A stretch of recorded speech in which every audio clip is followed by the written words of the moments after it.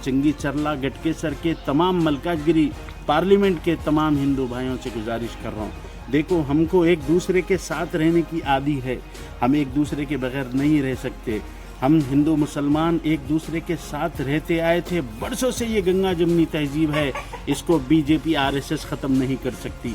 आप जो है उठो, अगर आपके पड़ोस में अगर हिंदू के 2-4 घर है तो मुसलमानों का काम है कि उनकी हिफाजत करे। अगर हिंदुओं के बस्ती में अगर 2-4 मुसलमानों के घर है तो हिंदुओं का काम है कि उनकी हिफाजत करे। मेरे भाई बहुत ये जो है सोचने की बात है कि हमारे तेलंगाना में ये गंदी राजनीति हो रही।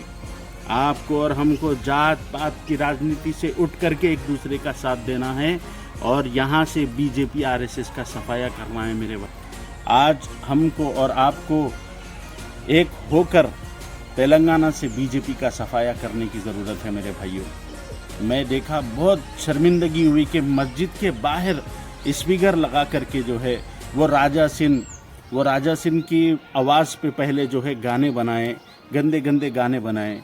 क्या मेरे भाई रावण क्या मुसलमान था? क्या वजह है मुसलमानों से इतनी नफ़रत आप लोगों के दिलों में आ गई? यही वजह है कि बीजेपी आरएसएस ने आपको वरगलाया हमारे ख़िलाफ़। आज आपका उठना बहुत ज़रूरी है। मैं कांग्रेस के तमाम हिंदू मुसलमान लीडरों से कहना चाह रहा हूँ और टीआरएस के लीडरों से कहना चाह रहा हूँ, रमज़ान में आपको ज़रूरत नहीं है इफ्तार पार्टी में आके जो है टोपी पहन के खजूर एक दूसरे के मुंह में डालने के। इस वक्त ये नाजुक वक्त है कि हमारी गंगा जमनी तहजीब के लिए आपको स्टैंड लेना चाहिए। हम आपको सालों से वोट देते आए हैं कि कोई एक सेकुलर हिंदू भाई हमारा जो है कोई भी पार्टी से कॉन्टेस्ट करे तो हम उसका साथ देते हैं, मगर अफसोस के सब खामोश है।